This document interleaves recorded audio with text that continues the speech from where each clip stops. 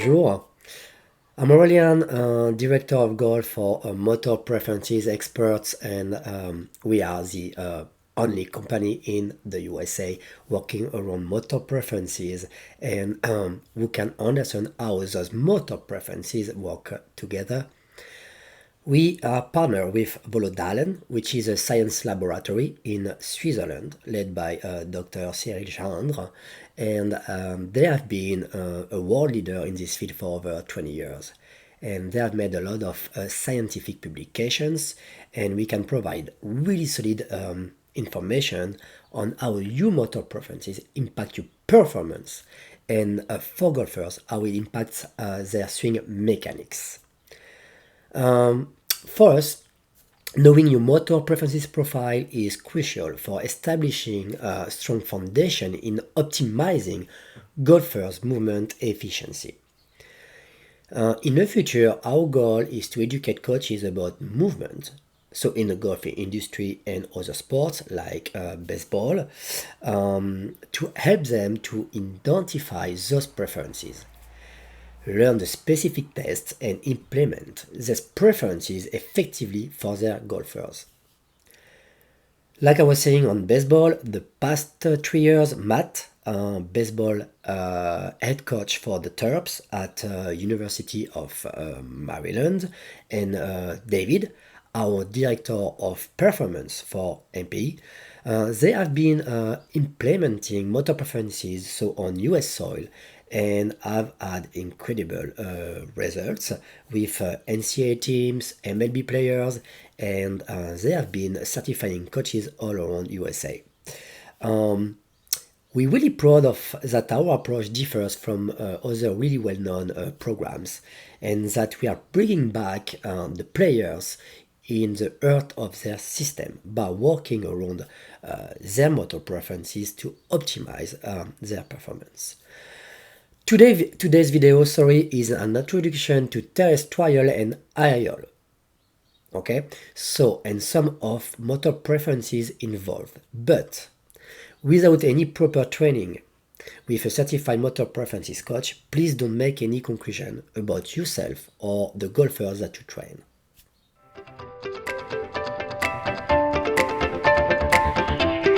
What is a preference? So how can we define a preference? So first, this is how to make a gesture as simple as, for example, a basic like preference, how we can crossing our fingers. You see, I cross my fingers and I observed that I crossed in a certain way. My left thumb, okay, comes to sit above my right thumb. But that's my preference. This is a movement that I do unconsciously. It does not require a lot of energy and it seems to produce effective results right away. But you see, no thinking. Try to do it at home and watch which thumb is on top. You can even try to cross your arms and watch what end is on top as well. We are all different, so you can play around.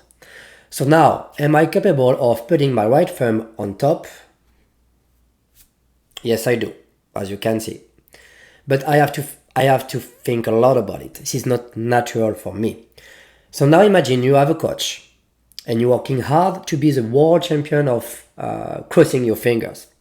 And this coach tells you to put your right thumb, there you go, on top because it's how the best players are doing, and you need to do that way. So what's gonna happen? Will you be able to do it after training? Let's do it. Yeah, I think. But will it be optimized and really efficient for you? Here's a real question, and it is questionable. At motor preferences, with the approach by preferences, nothing is good or bad. We just think it is crucial to respect your own motricity to be the best version of yourself. So when you start aligning your natural motor preferences together, everything should feel free from tension, and you should achieve efficient movement without thinking. And well, when you think about it, that's what we want in golf, no? No thinking. We are back on today's topic, terrestrial and aerial natural motricity. So the first two questions that a motor preferences expert or specialist asks himself when meeting a golfer are, does my golfer play more in flexion or extension? Does my golfer need more flexion or extension? Here you have two golfers, posture at address, and two pitchers in movement. When you start analyzing the best players in the world in different sports, you can really see observable variations in movement. And the first common differences you can observe is the degree of flexion and extension. So on the left, you have terrestrial. We name them like that. They are more in flexion, it's a preference, so they are more in squats. The body looks more in a bubble. They have more hip flexion and they play toward the front. Compared to the aerials on the right side, they are showing more extension from the body. They will be more in rebound, the body more aligned, and they will show less hip flexion, and they will play toward the top.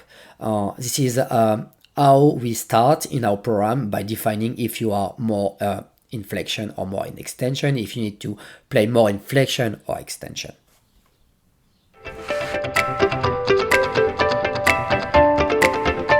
Recently, I could see a post on social media questioning the importance of posture in golf.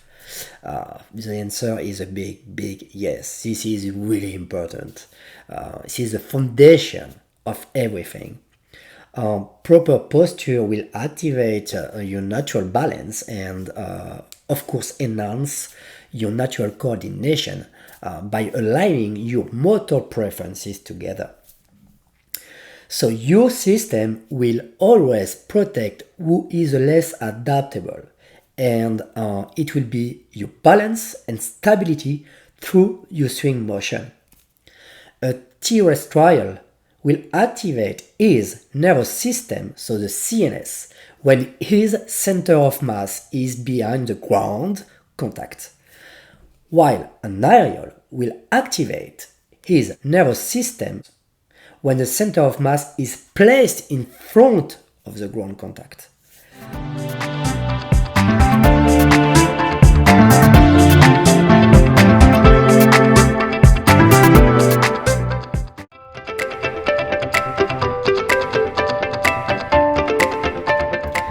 Before the summary and the poster that I did on Tony Fino and Bubba Watson, showing strong terrestrial and aerial profiles, I want to insist that your own organic system will always protect who is less adaptable. So this is your balance and stability. So we are born to fight gravity, and we developed our own ways to evolve in our environment. So for golfers, the posture is critical. It needs to match your natural balance, in order to achieve the best efficient movement as possible. And if you are losing your balance during your takeaway backswing to the top of the backswing, then a ton of compensations will happen right away. And you will start to fight your body, and this is not good. So this is why you need to know what works best for you to enhance stability, coordination, and power. So let's see now the poster that I did with basic observations on both profiles, as terrestrial and aerial. And just to start, I'll let you know that I did not assess those players. It's just based on observation and analyzing on videos. So let's do it. So we have Tony Fino on the left, terrestrial golfer, and we have Bubba Watson as aerial golfer on the right. So you can see at the posture at address, Tony Fino is showing more flexion, body angulations. He looks anchored toward the ground, so his center of gravity is much lower than Bubba Watson, for example, and is having a natural backwards balance. You can see how he sits, his butt to the ground. So Bubba Watson showing way much more extension from his body. He looks more aligned with more body continuum, and his center of gravity will be higher, and his natural balance forward.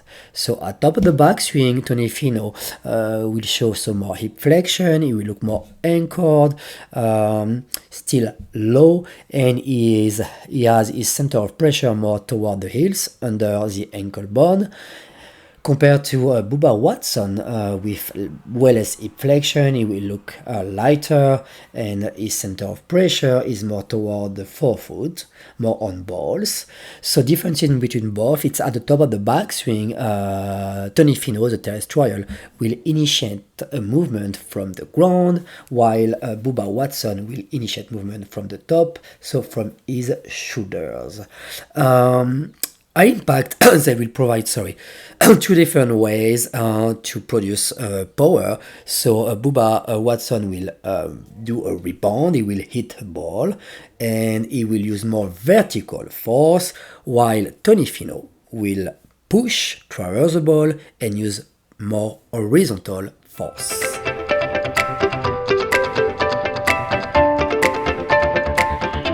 Let's analyze now Rory McIlroy on the left and Sam Burns on the right. First, I want to thank Mike 3D because I'm using his videos from his YouTube channel to analyze today, and those are really great videos, so thank you. So you can already guess which one is more aerial or more terrestrial.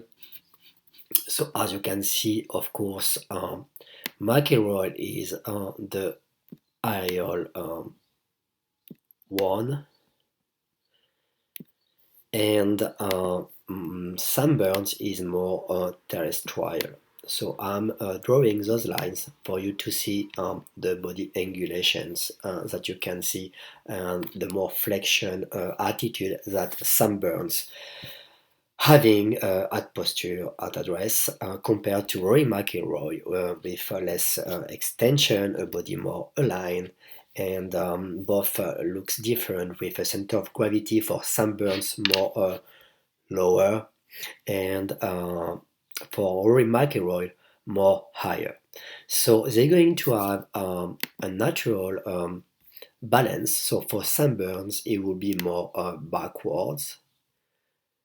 Here you go, you can see how he sits more at address, and for Rory it will be more a natural forward balance. Sorry, here you go. So now we're going to go to the top of the backswing. So we're going to see differences. Rory, let's do it. So you can watch the trail leg, and you're going to see that his trail leg is straightening. So he's going to add more extension from his trail side. Compared to Sam Burns, he's going to stay lower with more flexion in his knee. Look at the trail leg, the trail knee. Here you go. So we'll have more hip flexion for Sam Burns, less hip flexion for Rory. So it will look lighter, and Sam Burns more anchored. So the huge differences for them is going to how they're going to initiate the start of the downswing. So the downswing for Rory McIlroy, let's take a look at Sam Burns first, because Sam Burns is quite what we used to have a lot around golfers, because I've been taught that way. So he's going to stay in that posture. So he's going to initiate movement from the ground, and hips first is with textbook right now. Here you go. But we're going to see that Rory McIlroy are using a very much different approach, and both profiles, once again, how they've been like starting their posture at address is going to lead to what they're going to do for the rest of the swing. Okay, this is why, once again, posture is really, really important.